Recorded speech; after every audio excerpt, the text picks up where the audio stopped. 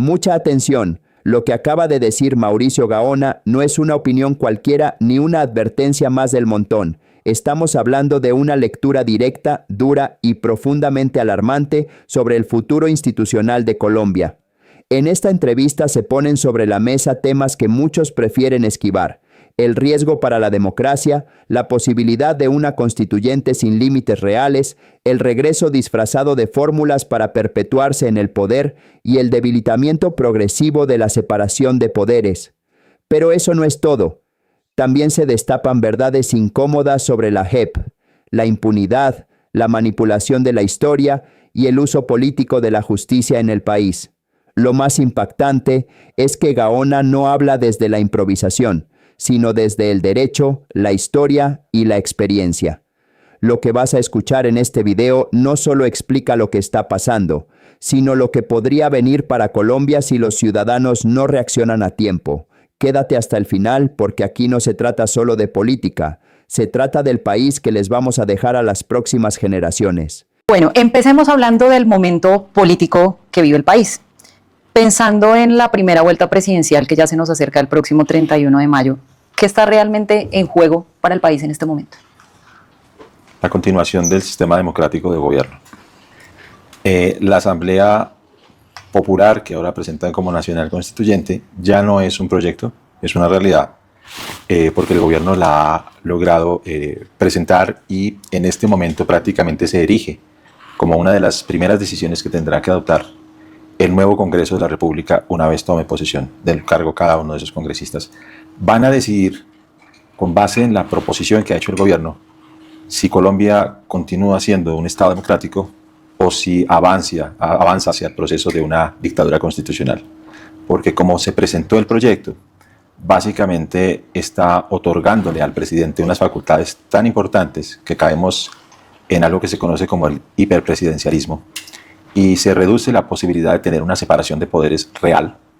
Se está yendo hacia la unificación del poder, donde el presidente no solamente tiene más poder, sino pasa a ser una autoridad superior en gran medida al Congreso de la República, utilizando una bifurcación intelectual y sofisma jurídico que nos dice que él es la máxima autoridad administrativa y termina siendo también la máxima autoridad constitucional. De esa manera el Congreso se convierte casi en un departamento administrativo del presidente. ¿Y en qué sentido? Porque al final van a terminar con una mayoría de acuerdo a la estructura constitucional. Pero esto hay que añadir también que es un momento histórico importante porque en Colombia no hay mayorías parlamentarias. Tenemos minorías mayoritarias. Ni el Centro Democrático ni el partido digamos que sería dependiente de quién fuera el gobierno, alcanzan a tener el rubro de los votos que se requiere para ser mayoría. Uno tiene 25 escaños, el otro creo que tiene 17 escaños, y de ahí para abajo los otros partidos pues tienen menos. Entonces un congreso de minorías es un congreso que se puede manipular más fácil. Particularmente en países latinoamericanos se usa lo que los colombianos conocen como mermelada, para hacer que algunos proyectos y posiciones políticas pasen. Un gobierno con un régimen hiperpresidencialista puede ejercer mayor presión política para hacer que reformas importantes pasen. Dependiendo de quién sea el presidente de la República y tenga la mayor de las minorías y el poder del Estado para ejercer ese tipo de presiones, la realidad y la posibilidad de una Asamblea Nacional Constituyente que cambie no solamente el bloqueo institucional que el presidente y el gobierno continuamente nos hablan, que no es otra cosa que la oposición, pues ya es una realidad evidente, palpable. Es algo importante para los colombianos entender que no se están juzgando solamente, o no están eligiendo solamente quién los va a liderar, sino qué tipo de gobierno van a tener.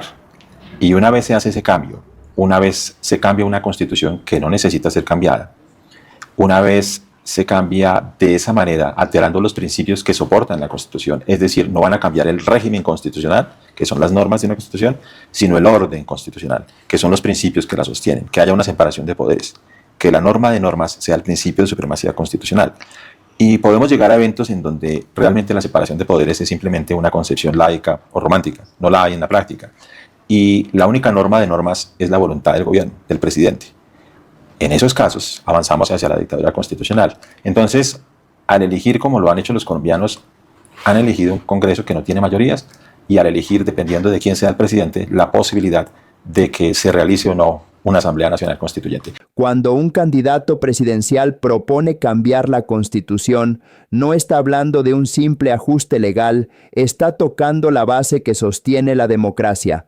La Constitución es la que pone límites al poder, protege los derechos de los ciudadanos y garantiza que ni el presidente, ni el Congreso, ni las Cortes puedan hacer lo que quieran. Por eso, cuando desde una campaña se empieza a decir que el problema es la Constitución, lo que realmente se está insinuando es que los controles estorban. Y eso es gravísimo, porque una cosa es reformar artículos puntuales y otra muy distinta es llegar con la intención de rediseñar las reglas del juego desde el poder. Ahí es donde nace el peligro, en la posibilidad de concentrar autoridad, debilitar la separación de poderes y convertir la voluntad del gobernante en la nueva norma. La historia de América Latina ya ha demostrado que muchas democracias no cayeron de un día para otro, sino paso a paso, con discursos de cambio que terminaron abriendo la puerta al autoritarismo. Por eso este tema no es menor. Colombia no necesita un salvador que quiera acomodar la Constitución a su proyecto. Necesita un líder que respete los límites y gobierne dentro de ellos. Eso le iba a preguntar, en su lectura de este momento que está atravesando el país, ¿usted cree que la democracia está en riesgo? Absolutamente. Porque una vez no se tiene la separación de poderes, lo que queda es dictadura constitucional, porque la voluntad del gobierno es la que impera, no la voluntad de la ley, que desde la Revolución Francesa se conoce como la expresión de la voluntad general. Los franceses tenían esta acepción que se llamaba una aserción ideológica y doctrinaria, c'est la expresión de la volonté générale, es la expresión de la voluntad general, eso es lo que es la ley. E incluso en los antecedentes primarios de la forma como nosotros entendemos el derecho, los americanos, en su momento los constitucionalistas americanos, hablaban del sentido de la ley, the sense of law, y eso está desde los fallos de la Suprema Corte de los Estados Unidos o desde la Corte de Suprema de Justicia de Canadá. Entonces, en cada una de estas naciones ha quedado claro que una cosa no se puede variar, y es la posibilidad de que el poder se divida entre tres, y que además que se divida entre tres, que los tres se respeten, y que las competencias de cada uno de ellos sea exclusiva. Cuando usted tiene un presidente atacando a las Cortes, cuando usted tiene un gobierno que trata de deslegitimar la labor de las Cortes o del Legislativo, en el caso colombiano el ejemplo es muy claro. El Congreso le dijo no a la consulta popular y aún así le estaban diciendo al Registrador Nacional del Estado Civil que tenía que actuar o cometía un prevaricato. Entonces, de esa manera, ese tipo de ataques no son solamente ataques institucionales, son ataques a la separación de poderes públicos. Y esa eventualidad de la acción que estamos viendo, pues ahora ya quedó en una propuesta constitucional. De manera que no es una cuestión ideológica, una discusión simple. Está allí, le corresponde al Congreso decir si esto continúa. El Congreso está elegido, no tiene mayorías absolutas, son mayorías determinantes, pero no absolutas. De manera que la posibilidad de cambiar no solo el régimen constitucional, sino el orden constitucional, una constituyente muy poderosa, similar a la que hubo en Venezuela, con la posibilidad de destituir personas, cerrar órganos, es ilimitada, porque solo colocaron dos límites. Repito, esta no es una constituyente que surge de un momento histórico como la del 91, donde habían varios procesos y varias situaciones. Incluso una constitución que no tenía catálogo de derechos humanos como la constitución de 1886 y un artículo 121 que se utilizó para perpetuar el autoritarismo desde la regeneración hasta la reforma de 1910 bajo la idea del estado de sitio. Entonces ahí sí había que hacer unos cambios importantes. En este caso ustedes han logrado adquirir una constitución que tiene defectos en materia económica y algunas otras áreas, pero que en materia de derechos humanos, orden constitucional e instituciones ha respondido. Como ustedes se han dado cuenta en las crisis más grandes que han tenido el país recientemente, la Corte Constitucional ha estado ahí para responder, el Consejo de Estado ha estado ahí para responder, la Corte Suprema de Justicia, incluso otras instituciones que no están amparadas bajo el régimen constitucional, sí lo están bajo el régimen social, como el periodismo, la prensa independiente, ha salido a denunciar lo que está mal. Es decir, en esta sociedad todavía operan esos controles institucionales y sociales, pero con un régimen constitucional como el que se está tratando de establecer, un orden constitucional de esa naturaleza, pues le aseguro que el camino hacia la dictadura constitucional no es solamente una interpretación y una opinión del suscrito, es ya historia. Si Cepeda llega a la presidencia y avanza en cambios profundos a la Constitución, lo que estaría en juego no es un simple ajuste político, sino los controles que impiden que el poder se concentre en una sola figura. El primer golpe sería contra la separación de poderes, porque el presidente tendría más margen para presionar al Congreso y convertirlo en una instancia sumisa. También quedarían en riesgo las altas cortes, cuya independencia es clave para frenar abusos del poder y defender la Constitución. Otro control afectado sería la oposición política, porque cuando se vende la idea de que todo freno institucional es bloqueo, en el fondo se busca deslegitimar a quienes piensan distinto. Además, se debilitaría el papel de organismos de control y hasta la voz de sectores como la prensa independiente, que hoy sirven de contrapeso social.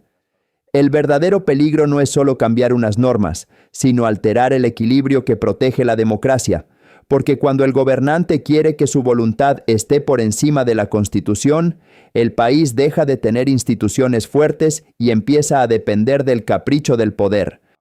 ¿Ese sería el peor escenario institucional después de 2026? Si el presidente es el candidato Cepeda y el pacto histórico es la minoría más importante del Congreso, naturalmente la posibilidad de cambiar la Constitución es alta en un país como Colombia y en la forma en que opera la política colombiana. Ellos estarían a cargo de decisiones trascendentales para la vida republicana y el sistema democrático, incluyendo que se cambie el sistema democrático. De nuevo, se está cambiando el orden constitucional, no solo la Constitución. Si es un partido de oposición, cualquiera que sean los candidatos que ganen, pues se hace digamos que se establece un balance y un equilibrio de poder. Aún el Congreso sigue teniendo esa decisión de si continúa o no el proceso, y habrá que ver cuál es la disposición de ese candidato frente a reformar o no la Constitución o una reforma parcial. Pero el escenario naturalmente sería distinto.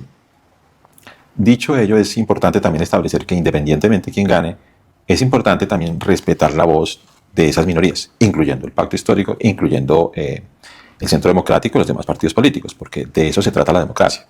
No se puede argumentar que se está atacando el bloqueo institucional y después atacar la oposición que es del otro partido. No, eso aplica para todos. Pero cambiar una constitución porque no le pasan los proyectos a un presidente de la República, y a eso lo bautizan como bloqueo institucional, pues es cambiar la regla más básica y simple, es querer eliminar la oposición, es querer que la voluntad del gobierno, no la Constitución, sea la norma de normas. Y de nuevo, eso es dictadura constitucional. Esos son los dos escenarios principales. Claro, desde el punto de vista constitucional y político, pero Colombia también está en medio de varias circunstancias internacionales. También existe una reestructuración del orden mundial, del orden institucional mundial, desde Naciones Unidas, desde el orden multilateral. Existe una reestructuración doctrinal, militar y tecnológica de las potencias en el mundo y de la forma en que se están conduciendo los asuntos internacionales. Estamos en medio de conflictos regionales a nivel mundial que tienen la posibilidad de escalarse internacionalmente. Y esa, digamos, reconsideración del multilateralismo que está en crisis, porque ya no es un multilateralismo de varias naciones, sino de unas pocas, y que están tomando decisiones de una forma muy determinante. Sea legítimo o no, sea cuestionable o no, dependiendo de la posición de cada uno, es claro una cosa, es que el orden internacional está cambiando. Y Colombia tiene que entrar a manejar esas sinergias del nuevo orden internacional. Eso va a traer unas consecuencias, porque naturalmente sabemos que nada más el precio de la gasolina cambia. Por un tiempo, pues hay efectos económicos, pero si es a largo plazo, tenemos una inflación a nivel internacional. Y si entra una guerra a larga escala, donde estemos hablando ya de Tailandia, China, Estados Unidos y Japón, y Corea del Sur y Corea del Norte, más la situación en Irán, más la situación en Venezuela, más el Medio Oriente, pues la posibilidad de conflictos a escala internacional es preeminente, es existente, sin hablar de que aún mantenemos el conflicto entre Rusia y Ucrania. Entonces, un gobierno, por más que se crea alejado de esa realidad, no lo está, porque podemos hablar de una recesión económica internacional. En un momento que este país tiene uno de los índices de déficit fiscal más grandes de su historia, el margen de maniobra para el próximo presidente es muy pequeño y para los futuros gobiernos. Cuando usted tiene 5.7 proyectado al 7% de las finanzas públicas en déficit fiscal, aunque pareciera un tema económico, se va a volver también institucional. Y la última respuesta que necesitan es populismo. Porque el populismo funciona un rato hasta que el votante recupera la percepción de la realidad y se da cuenta cuál es su situación y que las pasiones que ejerció para tomar esa decisión eran las erradas. Y pues lamentarse sirve, digamos, ya han aprendido la lección, pero suele repetirse porque en Latinoamérica y en Asia particularmente y en África Y poco a poco se ha dado realmente en todas las economías y países del mundo, porque estamos en la era del autoritarismo, pues las emociones es lo que está llevando a votar el votante, pero no las emociones que inspiran a seguir una persona, sino que degeneran odios hacia otra. El odio hacia la otra persona, hacia el otro candidato o hacia el otro grupo es tal que hay que acabarlos como sea. Y esa determinación hace que las decisiones que toman, en este caso Colombia, que son las más importantes de su vida, es como yo decirle a usted, ¿quién va a cuidar a sus hijos? Y usted tomar esa decisión con base en emociones y no en razón, pues seguramente va a encontrar y se puede llegar a arrepentir en el futuro.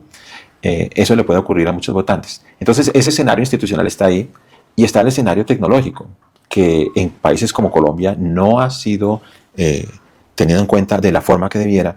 Un país que no produce inteligencia artificial porque no la produce, no hace parte del ciclo tampoco de producción, porque la minería en Colombia está degenerada en el sentido que la minería legal, que ha hecho tantos esfuerzos, es la minoría. Ellos ocupan el 30%, aunque tienen casi el 2.3% del Producto Interno Bruto colombiano, teniendo en cuenta el balance de 2024. Y es importante, no es realmente la mayor actividad minera en Colombia.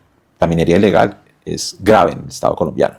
Y es el segundo rubro de criminalidad, porque está acompañado de la producción de droga.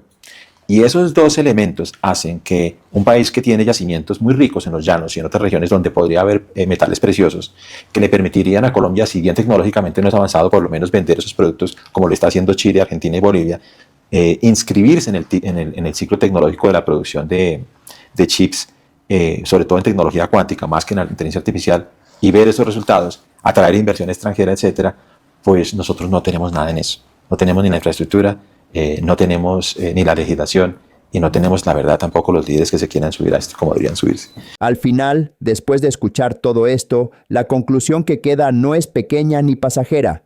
Colombia no está simplemente ante una contienda electoral más. Lo que se está definiendo es si el país seguirá funcionando con instituciones que limiten el poder o si entrará en una etapa donde esas barreras empiecen a verse como un obstáculo para el gobernante de turno. Ese es el punto de fondo, porque cuando desde un proyecto presidencial se empieza a insinuar que la Constitución debe adaptarse a la voluntad política del momento, lo que está en riesgo no es solamente un texto jurídico, sino la estructura que protege la libertad de todos. Sin límites claros, sin cortes independientes, sin Congreso con peso real, sin oposición legítima y sin controles efectivos, cualquier democracia empieza a vaciarse por dentro, aunque por fuera siga conservando su nombre. Y eso es justamente lo más peligroso, que muchas veces el deterioro institucional no llega con un anuncio abierto, sino con argumentos aparentemente razonables, con discursos de cambio, con promesas de eficiencia, con la idea de que todo se hace por el bien del pueblo. Pero la historia ha demostrado que cuando un gobierno empieza a ver los controles como enemigos, termina viendo también la crítica como amenaza y la diferencia como algo que debe ser neutralizado. Por eso, este debate no puede reducirse a simpatías personales, emociones momentáneas o cálculos electorales. Aquí lo que está en juego es el tipo de república que quieren conservar los colombianos, una en la que el presidente gobierne dentro de la Constitución o una en la que se pretenda reformar el orden institucional para acomodarlo a una ambición política, y esa diferencia lo cambia absolutamente todo. También queda claro que Colombia no puede seguir atrapada en la pelea corta, en la discusión del día a día, mientras el mundo cambia a una velocidad brutal en lo económico, en lo tecnológico y en lo geopolítico. El próximo liderazgo del país debería estar concentrado en cómo generar empleo, cómo preparar a los jóvenes para un futuro incierto, cómo fortalecer la competitividad, cómo enfrentar la inseguridad y cómo recuperar la seriedad del Estado, no en cómo rediseñar las reglas para ampliar el poder político. Porque cuando una nación enfrenta retos tan profundos, lo último que necesita es abrir una crisis institucional adicional. Lo último que necesita es debilitar sus propios frenos internos, y lo último que necesita es caer en la ilusión de que darle más poder al poder resolverá los problemas que precisamente el abuso del poder ha ayudado a crear. Aquí la prudencia no es cobardía, aquí defender la Constitución no es resistirse al cambio, aquí exigir límites no es oponerse al progreso. Todo lo contrario, Es entender que sin reglas estables, sin equilibrio y sin respeto por la institucionalidad, ningún cambio será duradero, y cualquier promesa puede terminar convertida en una decepción histórica. Por eso los colombianos tienen que mirar más allá del discurso bonito, más allá de la propaganda, más allá de la emoción del momento. Tienen que preguntarse con serenidad qué clase de liderazgo conviene de verdad para el país. Uno que respete las reglas o uno que quiera reescribirlas desde el poder. Porque al final, cuando se debilitan los controles, no pierde solamente un sector político, pierde toda la nación. Si este análisis te pareció importante, suscríbete, deja tu opinión en los comentarios y comparte este video porque Colombia necesita ciudadanos atentos, informados y firmes en la defensa de la democracia.